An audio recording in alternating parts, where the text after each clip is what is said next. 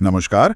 आज हम स्टार्टअप्स की दुनिया में थोड़ा गहरा उतर रहे हैं। हाँ, खास तौर पे ये समझने की कोशिश करेंगे कि एक स्टार्टअप अपनी मजबूत पहचान कैसे बना सकता है। बिल्कुल। हमारे पास एक गाइड है जो इसे बड़ा दिलचस्प नाम देता है, बाहुबली ऑरा। आज इसी का विश्लेषण करेंगे। हाँ, और देखेंगे कि भाई आजकल सिर्फ एक अच्छा आइडिया या प्रोडक्ट ही काफी क्यों नहीं है। मतलब एक टिकाऊ पहचान बनाने के लिए क्या क्या करना पड़ता है। तो चलिए शुरू करते हैं। ये बाहुबली ऑरा, ये कॉन्सेप्ट क्या है असल में? देखिए, स्रोत के हिसाब से ये सिर्फ कोई फैंसी नाम नहीं है। अच्छा। ये कंपनी की ऑनलाइन और ऑफलाइन दोनों तरह की मौजूदगी का एक मिला जुला असर है। इसमें कुछ खास बातें हैं, जैसे भीड़ से अलग दिखना, एकदम असली लगना, अपने ऑडियंस को एंगेज रखना, और हाँ, कंपटीशन में एक बढ़त हासिल करना और लोगों पर एक असर छोड़ना। मतलब एक तरह का प्रभाव है ना? बिल्कुल। और इस प्रभाव का, इस ऑरा का सबसे बड़ा जो आधार है वो है ग्राहक का भरोसा। हाँ, ये तो गाइड में भी साफ लिखा है। हाँ, बहुत पते की बात लिखी है कि आपका प्रोडक्ट या सर्विस कितना भी अच्छा क्यों ना हो, जब तक आपका ग्राहक आप पर और आपकी कंपनी पर भरोसा करेगा नहीं, वो खरीदेगा नहीं। सही बात है। बिना ट्रस्ट के तो कुछ नहीं बिकता। संभव ही नहीं है। अच्छा, गाइड में ना स्टार्टअप बनाने को साम्राज्य निर्माण जैसा बताया है। तो इस साम्राज्य की नींव कैसे रखी जाती है? क्या है इसके पहले कदम? हाँ, नींव बहुत जरूरी है। स्रोत के हिसाब से इसमें सबसे पहले है आरंभ, इनकॉर्पोरेशन। इनकॉर्पोरेशन मतलब कंपनी का सही कानूनी ढांचा चुनना और रजिस्टर करना। प्राइवेट लिमिटेड, LLP या OPC, जो भी सही लगे। ठीक है। फिर है संधि, स्टार्टअप इंडिया, मतलब सरकारी स्कीम्स का फायदा उठाना, जैसे स्टार्टअप इंडिया। टैक्स छूट मिलती है, सरकारी खरीद में आसानी होती है। अच्छा, ये जरूरी है। अदर रजिस्ट्रेशन, इसमें आगे आपका GST रजिस्ट्रेशन, MSME रजिस्ट्रेशन, जरूरत हो तो ISO सर्टिफिकेशन। ये सब बाजार में आपकी क्रेडिबिलिटी बढ़ाते हैं। और आखिर में, लेकिन बहुत महत्वपूर्ण, हिसाब किताब, कंप्लायंसेस। मतलब सारे नियम कानून मानना। बिल्कुल।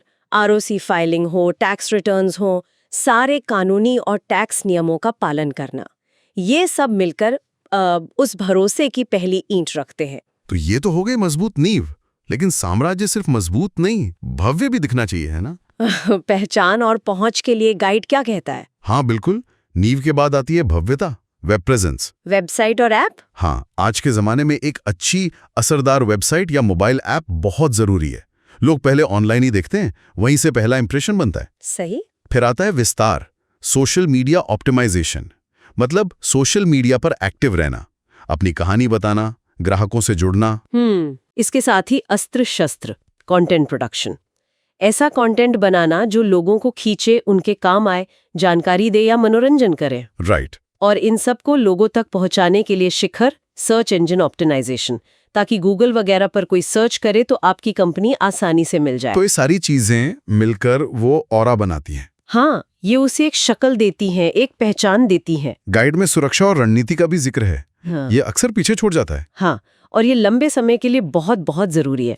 इसमें पहला है दुर्ग निर्माण, intellectual property right. Intellectual property मतलब अपने ब्रांड का नाम, लोगो या कोई अनोखी चीज जो आपने बनाई है, उसे ट्रेडमार्क, कॉपीराइट वगैरह से सुरक्षित करना, अपनी पहचान बचाना जरूरी है। बहुत।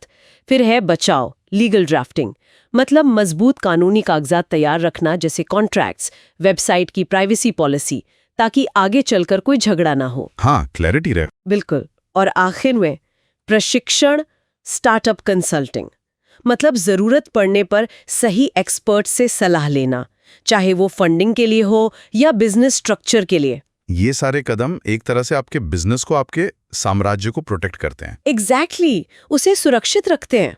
इस गाइड में ना कुछ सवाल भी हैं जो सोचने पर मजबूर करते हैं। एक सवाल था कि किसी नए बिजनेस में सेल क्यों नहीं होती? सिर्फ 2 वजह हो सकती हैं। हाँ। या तो कस्टमर बिजनेस पर भरोसा नहीं कर पा रहा, या फिर प्रोडक्ट ही उसकी प्रॉब्लम सॉल्व नहीं कर रहा। ये बहुत गहरा सवाल है। ये सीधा बिजनेस के कोर पर सवाल उठाता है। क्या आप सिर्फ कुछ बेच रहे हैं या वाकई ग्राहक का विश्वास जीतकर उनकी जरूरत पूरी कर रहे हैं? सही। इसी से जुड़ा एक और इंटरेस्टिंग सवाल है गाइड में। क्या आप जानते हैं कि आपकी इंडस्ट्री के सिर्फ 1% कस्टमर को भी आपने एक्वायर कर लिया तो आपका स्टार्टअप सफल हो जाएगा? हाँ, ये भी सोचने वाली बात है। ये दिखाता है कि कभी-कभी पूरी इंडस्ट्री पर कब्जा करने के बजाय एक छोटे लेकिन लॉयल कस्टमर बेस पर फोकस करना भी कामयाबी दिला सकता है ना? बिल्कुल।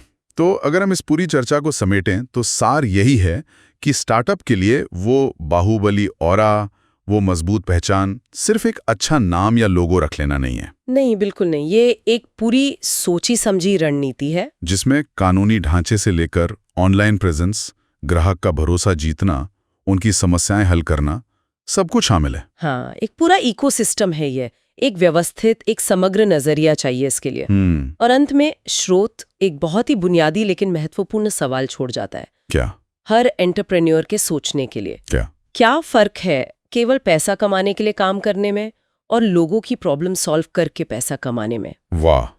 शायद इसी फर्क को समझना और उस पर अमल करना, यही किसी स्टार्टअप की असली और टिकाऊ सफलता का राज हो सकता है। बहुत खूब, सोचने के लिए एक बेहतरीन बिंदु।